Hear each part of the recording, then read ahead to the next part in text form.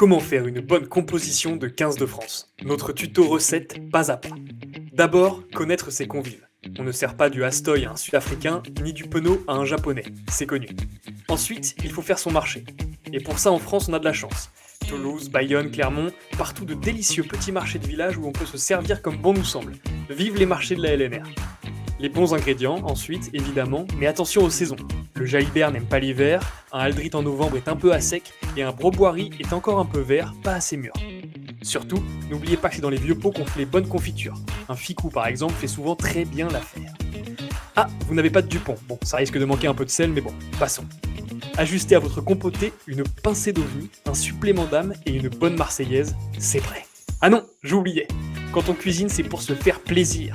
Alors allez-y les petits, faites-nous vibrer, on aime l'antilope bien saignante. Rugby chaud, ça va te donner très chaud. Rugby chaud, ça s'écoute entre poteaux. Rugby chaud, en métro ou au boulot. Rugby chaud, des débats et des pronos. Rugby chaud, bienvenue au Rugby Show. Ouh, qu'est-ce qu'on est content de faire cette première composition du 15 de France, cette première recette de français avec vous, chers amis du Rugby Show. Au moment où l'on enregistre, les seules informations que nous avons ne tiennent que d'un afterwork à Marcoussis. Ne nous en voulez pas si finalement Montagne n'est pas titu. Messieurs, ce que je vous propose aujourd'hui, c'est qu'on discute un peu de la composition du 15 face à l'Afrique du Sud. Et de toute façon, je ne vous demande pas votre avis. Comment ça va les gars ? On est en pleine forme, quoi. Écoute, tu vois, là, on n'attend qu'une chose, c'est d'être samedi, 21h, que la Marseillaise retentit. Et je sais pas, vous avez été au stade en plus, non ? Oh que oui, mon Victor. On attend ça plus que jamais. On a hâte que Fabien Galtier nous dévoile sa composition pour de vrai, mais il y a quand même pas mal de tendances qui se dégagent, à savoir, il y a eu 23 joueurs protégés qui n'ont pas pu jouer en top 14 le week-end qui vient de se passer juste avant le match contre l'Afrique du Sud. 23 joueurs, c'est aussi le nombre de joueurs qui sont sur une feuille de match, donc ça nous donne quand même des indications assez fiables qui va être sur la feuille de match contre les Sudaf. Et je vous propose qu'on commence tout de suite, messieurs, avec la première ligne.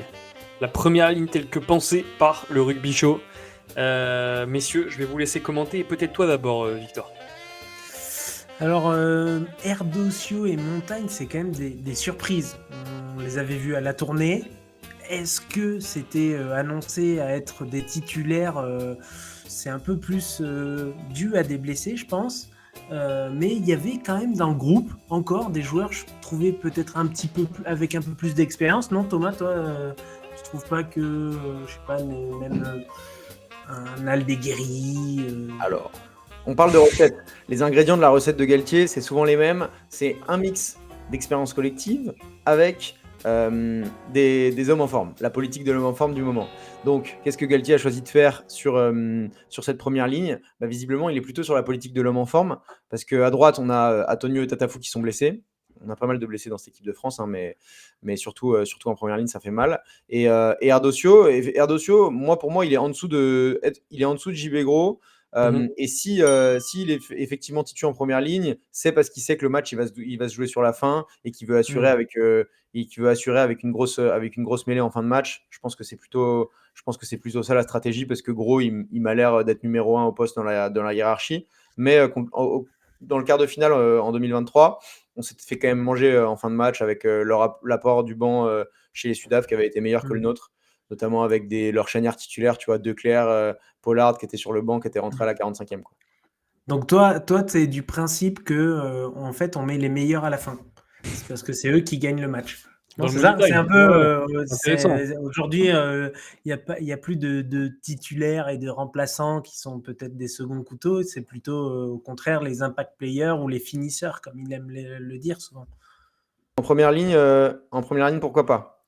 Mais sinon, t'as un mix, tu vois. Marchand, il est expérimenté, il est encadré par 2 joueurs en forme, et puis après de l'autre côté, tu auras plutôt Cramon sur le banc, un peu moins expérimenté, mais qui est l'homme en forme, entouré de Gros et Aldeguerri, qui sont pas non plus en méforme, hein, mais ça fait un bon mix, parce que si tu as Cramon, Erdocio et Montagne tous les 3 sur le banc, ça fait 3 mecs qui ont 2 caps ou moins avec l'équipe de France sur le banc. C'est pas bon. Ouais. Je suis d'accord avec toi. Ta strat, c'est la bonne, je pense. Et moi, surtout, Ouais. tu as un banc qui fait un peu peur quand même. Tu te dis, les mecs, quand ils rentrent au vestiaire à la 40e, si le match il est serré à la mi-temps, et les mecs ils rentrent pas sereins au vestiaire, quoi. Ils se disent pas que tout va être gagné quand tu sais la première ligne qui va rentrer.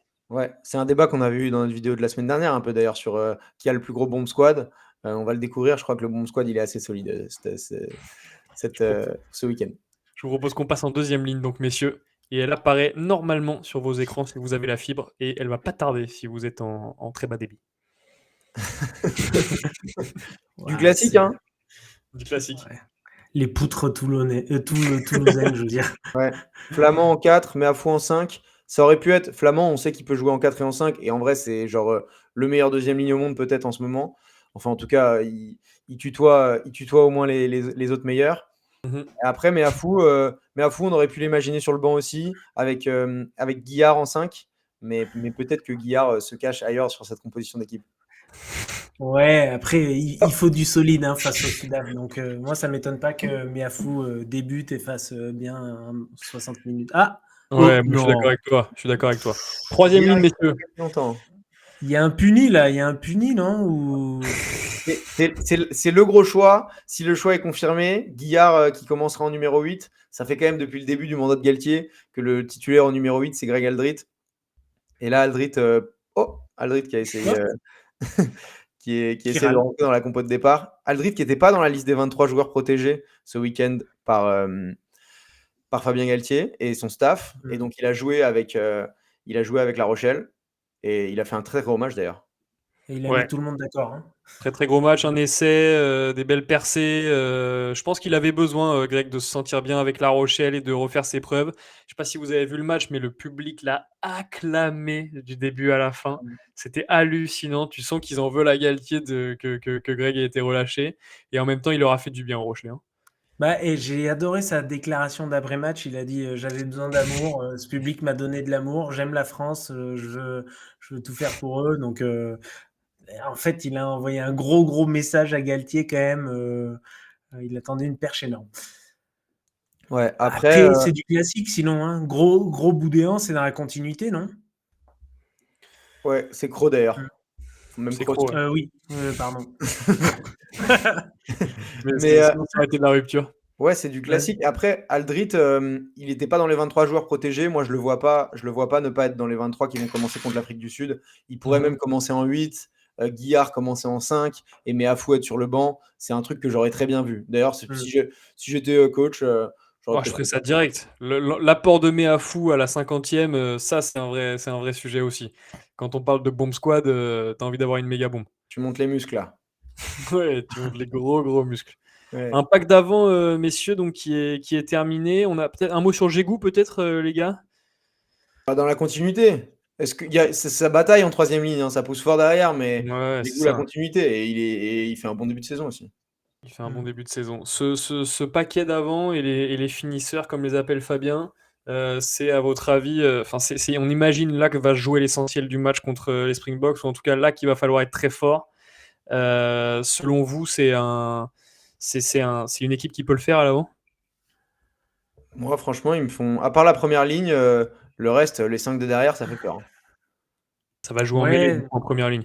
Il n'y en aurait pas moi, envie. je Vas-y. trouve qu'on manque un peu de enfin, tu vois, OK, en deuxième ligne, mais je sais pas comment dire, mais tu vois, j'ai un peu peur qu'on manque entre un petit peu d'expérience et un petit peu d'être méchant. Et face au Sudaf, il va falloir être méchant, il va falloir dominer tous les rugs, enfin, ça va être une bataille à chaque Ouais. mêlée.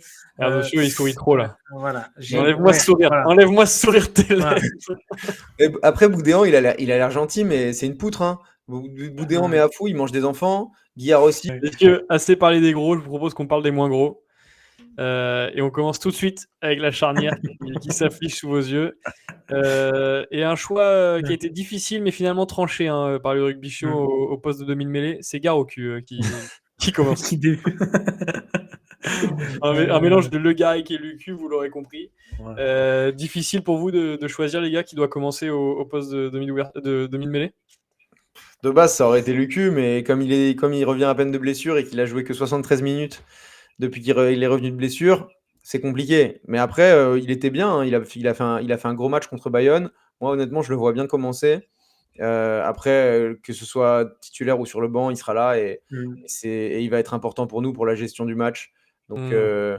donc en vrai, Lucu, ça me fait plaisir de le voir de retour. On ne savait pas s'il allait jouer les box. Et donc, titulaire ou remplaçant, ça me va. Moi, je suis de commencer avec Lucu, personnellement. Commencer avec l'expérience et apporter un peu la folie sur les 20-25 dernières minutes de match.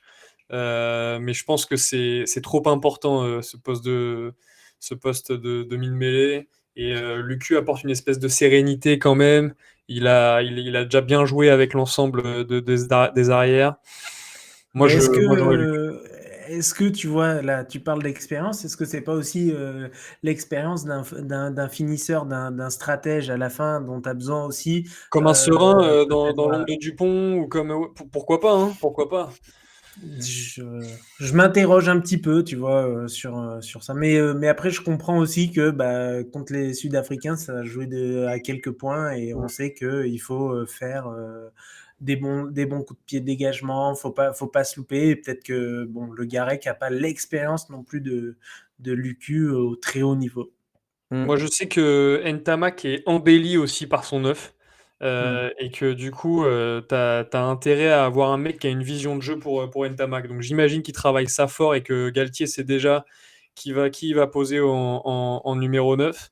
Mais Mm. j'imagine ils doivent bosser à la charnière. Ouais, Mm. après, il joue avec Graou toute l'année, Ntamak, et Graou, c'est pas du niveau de Le Garec ou de Lucu, hein. Donc, Ouais, mais il joue toute l'année avec lui. Là, il faut redévelopper des automatismes dans des. Tu vois, c'est pas un Dupont Ntamak ou un Lucu Jalibert, quoi. ouais, Mm. on verra. On verra. En tout cas, ça ce sera forcément les deux. Ce sera forcément les deux. Messieurs, un triangle de l'enfer qui vient d'apparaître. On finira par le centre, c'est comme ça, c'est moi qui choisis. Euh, pas grand chose à dire, Bah, non, Ouais, si ce n'est que c'est bah, comme ça. ouais, passe au poste suivant. non, c'est- Non, mais. non, mais ça va être intéressant quand même. Penaud, Bielbiarré, comment ils vont gérer les ballons hauts. Ramos aussi, il n'y en a aucun pour qui c'est le point fort. Mm, Ils ont un très bon jeu au pied, hein, y a pas de souci là-dessus. Mais quand en face, tu vas avoir un Colby en 15, va falloir s'accrocher en défense. Mm. Enfin, Colby qui a joué 15 contre le Japon, et on mm, sait mm. qu'ils ont des blessés à ce poste-là, donc il va forcément faire ça. Sur les ailes, ils ont des mecs virevoltants. C'est un peu là où on s'est fait avoir en quart de finale, hein. Des ballons Mhm. hauts, Mm. des ballons de récupération, des coups de pied dans le dos. Et du coup, c'était pas forcément de leur faute, mais ça veut dire quand même grosse responsabilité. Mhm. Après, en 15, faut pas oublier que Ramos, il attend un heureux événement et que il y a le Sheik qui est là, Tibérien, qui s'est entraîné en tant que titulaire et il y a beaucoup de compos probables qui sortaient sur les réseaux et où j'ai vu qu'il le mettait titulaire aussi. Je sais pas, après Ramos, c'est quand même là quand on voit cette compo, c'est le grand patron de l'équipe. Donc, bon. C'est Ramos, c'est des- Il faut que ce soit des jumeaux ou des triplés, hein, pour qu'il loupe le Mm. match. c'est- Ouais. il a déjà eu une fille, et honnêtement, c'est des pipes en bois ceux qui ont mis Tibergien titulaire. Clairement. Un mot Alors, peut-être quand nous, même les gars, sur le pied de Ramos qui est à 100% depuis le début de la saison. Très attendu aussi au Stade de France. ouais, on va voir. Mais en tout cas, nous, on est peut-être des pipes en bois de pas mettre Jelonch. Ça se trouve, c'est Jelonch qui commencera en 8, hein, et Aldi ne sera même pas sur la feuille de match. Tu sais pas aujourd'hui qui tient la corde. Mais C'est possible. ne nous en voulez pas. Anthony, s'il te plaît, ne m'en veux pas. Il nous en veut pas, Anthony. On sait qu'il nous en veut pas, Anthony. Il nous regarde d'ailleurs. On l'embrasse. Messieurs, le centre avec deux porteurs également en finisseur, Ficou et Barassi. C'est dans les vieux pots qu'on fait les bonnes confitures, nous disait l'introduction, Thomas. Ouais, bah, c'est la paire de centres qui nous a conduit au titre pendant le 6 Nations, donc pourquoi pas la reconduire. Papy Ficou, il est rassurant là, tu le regardes avec son petit sourire, il va être capitaine de la défense. En Il n'a plus, pas peur. il s'est accroché au numéro 13 pendant longtemps. Je pense que là, ça y est, il va passer en 12 et qu'on a que des 13 trop forts, que ce soit Barassi, De Porter, Gaëton. On a un peu moins de profondeur en numéro 12. Donc je pense que c'est important si Ficou il joue. C'est important si Ficou il joue 12. Et du coup, De Porter sur le banc, De Porter qui est polyvalent, elle centre. Mhm. Ouais, après, tu avais quand même des jeunes qui poussaient derrière, des gourgs on aurait pu faire un petit peu ce coup de Trafalgar sorti du chapeau par Galtier, mais Mais non. face à une paire sud-africaine comme ça, je pense qu'il faut la jouer serein. et Ficou Barassi, voilà. T'aurais Villa joué serein, Baptiste. toi? Villa Baptiste. Ouais. Ouais, parce qu'en face, ça risque d'être des Allende Krill, donc ceux qui. Bah, la même qu'en 2023, tout simplement. Petit mot sur le 6-2. Est-ce que vous seriez parti sur un 6-2 contre les Sudaf? Bah, y a que ça Dans à le faire. 6-2, c'est 6 avant, 2-3 quarts sur le banc, pour ceux qui n'ont pas regardé de rugby depuis 5 ans. Moi, j'aurais pu Ouais. partir sur un 8-0. Mais Mais bon.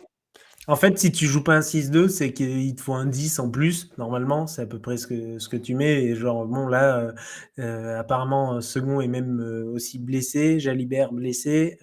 C'était un peu un poste où on s'inquiétait pas du tout il y a une semaine. Et là, au final, on n'a plus Kentamack, quoi, qui était en tout cas dans la liste des 42. Et Ramos qui peut jouer 10. Oui, bah, Ramos qui va couvrir les deux postes. Mais bon, j'ai envie de te dire. Ramos se blesse, tu trembles un petit peu, il faut avoir un buteur, il n'y a pas vraiment de 15 de. Tu vois, peut-être le Biarré décale de Porter qui est sans passe, tu vois, c'est compliqué. Hein. Ramos qui se blesse, c'est Bielbiarré qui passe en 15. Ouais. Et probablement Ntamak qui prend le but, sachant que et Le Garec, et Lucu, et Ntamak sont buteurs. Donc, ok, Ouais. ils sont pas de la trempe de Ramos, mais je serais pas trop inquiet non plus. Mais Là, après, On n'oublie pas que est-ce que Cody tu mets monte de sa ligne Gaëtan à à toute place allure de pour. non les gars, j'ai rien compris. Vas-y, Victor. Ouais. Je disais un Gaëtan à la place de Porter qui est peut-être plus centre et ailier à la fois. Est-ce que tu vois, c'est pas plus assuré peut-être la polyvalence grâce à ce joueur? Je sais pas, De Porter, il joue pas souvent à l'aile, mais il peut dépanner, tu vois. Touchez-moi Et du bois, les Barassi, gars, là. et Touchez-moi du bois, Barassi, vous parlez trop de Barassi, il joue blessures. à l'aile. Il fait des matchs à l'aile avec Toulouse. Donc honnêtement, je pense qu'on n'a pas de problème. Si on doit mettre un ailier, Ficou, il a déjà joué à l'aile, Barassi aussi, De Porter aussi. Donc en vrai, je serais pas trop inquiet sur ça. Et Gaëton, certes, il y a la bataille avec De Porter. Hein. D'ailleurs, tu sais jamais qui sera vraiment sur la feuille, mais je pense que De Porter, il part avec une longueur d'avance quand même sur Gaëton. Plus dur sur l'homme. Merci, messieurs, d'avoir répondu présent à l'appel de la composition demandé par Fabien, qui regarde évidemment votre vidéo avec attention pour lui-même effectuer sa compo. Peut-être un mot, cher Thomas, sur la question qu'on a posée la semaine dernière. Tout à fait, mon cher Clément. Hier, la semaine dernière, on vous a posé la question si vous détestiez plus les Anglais ou les Sud-Africains. Donc, on a sélectionné, évidemment, comme chaque semaine, les 2 meilleurs commentaires sur YouTube. Et on a notamment Tazar K2W, qui notamment est content de nous revoir en pleine forme et qui, lui, très personnellement, déteste beaucoup plus les Sudaf. C'est gros dopé, je cite. Et il pense aussi que les Anglais, c'est les mecs qu'on adore détester. C'est vrai qu'il y a peut-être une rivalité qui est un peu plus bon enfant. Il développe son commentaire sur à peu près des centaines de lignes. Je vous invite à aller voir si vous avez une petite heure devant vous. Et j'aime bien la métaphore du frangin qui lâche jamais rien, avec qui tu te bats toute ta vie, qui est un peu un rival, mais qui finalement t'aide à grandir. Moi, j'aime bien cette idée-là de l'Angleterre. C'est ça. Mais surtout, Thomas, je crois qu'il y a Denis Locher 7306 qui, lui, Ah oui, lui, c'est les Français, lui, qui détestent le plus. Mais pour lui, c'était pas une question binaire. Parce que vous n'avez pas remarqué que nos box ont changé leur façon de jouer. Un exemple, les passes après contact. Go, Boki. Il a commenté plusieurs fois notre vidéo, ce cher Denis. Je me demande si c'est pas un bot. C'est évidemment un bot. Et sur Instagram, 63% ont répondu qu'ils détestaient plus les Anglais. Mais je soupçonne que vous ayez été biaisé par la photo d'Owen Farrell, qui vous incite à détester les Anglais très fort. Alors que dans les commentaires YouTube, ça tendait quand même pas mal vers une haine sud-africaine. Voilà, nous, on n'est pas là pour cultiver la haine, juste pour la mesurer. Hein. Peut-être la question de cette semaine, Thomas. La question de la semaine prochaine. Très importante. Alors, Aldrit, on vous a dit, il a été relâché par les Bleus, par Galtier et son staff pendant ce week-end. On sait qu'il y avait eu un petit peu un contentieux cet été parce que cet été, il n'est pas allé en Nouvelle-Zélande alors qu'il n'était pas blessé, qu'il était sorti en 8e de finale de Coupe d'Europe, qu'il n'avait pas participé aux phases finales de Top 14, potentiellement parce qu'il n'avait pas voulu y aller et qu'il préférait se concentrer sur la saison prochaine. Donc, on avait senti que le staff était un peu déçu de ça. Est-ce qu'il paye ça au moment où vous regardez cette vidéo, peut-être que vous avez plus d'informations que nous. On vous attend dans les commentaires pour savoir ce que vous pensez de cette gestion. Et comme d'habitude, on sélectionnera les 2 meilleurs commentaires dans l'épisode de la semaine prochaine. Vous pouvez compter sur nous. Et moi, ça me fait penser à un truc, les gars. On n'a pas dit, mais quand t'as pas Aldrit, C'est qui le capitaine sur cette compo qu'on avait Intéressant. C'est Remets-moi la compo, Thomas. Remets-moi la compo. C'est Gaël, c'est Ficou. C'est Gaël. Ficou, c'est Cro, c'est Non, je sais pas, c'est Tu peux mettre Lucu, Marchand. Tu peux mettre et, Marchand. C'est c'est Ficou, Marchand, ouais. Marchand, mais il semblerait que ce soit Ficou quand même. Ficou, ça serait honnête. Il fait Ouais. tout le match, capitaine de la défense, homme d'expérience. Ficou, c'est bien. Ficou, c'est bien. Et Ramos, non, je sais pas. Non, Ramos, Non. il est trop fou. Ramos, Et Penaud, il est capitaine, même non. si tu lui donnes pas le brassard. Ouais. Donc, Non, ouais. évidemment, ouais, Ficou. Bonne idée. Bon plan. Bon, messieurs, merci. On a hâte. Rendez-vous samedi au Stade de France à 21h. Pour ceux qui ne sont pas au Stade de France, rendez-vous devant vos télévisions. On fait péter l'audimat. C'est l'objectif de samedi soir. On va rappeler un peu que le rugby est le premier sport préféré des Français. On espère que cette vidéo vous a plu. Merci d'être de plus en plus nombreux à nous suivre. N'hésitez pas à nous suivre d'ailleurs et à vous abonner sur YouTube, sur Instagram, sur toutes les plateformes. On est même sur OnlyFans. On vous dit un grand merci et surtout, n'oubliez jamais le Rugby Show. C'est chaud. Ah, c'est chaud. Ça va être chaud. Entre poteaux, rugby show, en métro ou au boulot. Rugby show, des débats et des pronos. Rugby show, bienvenue au rugby show.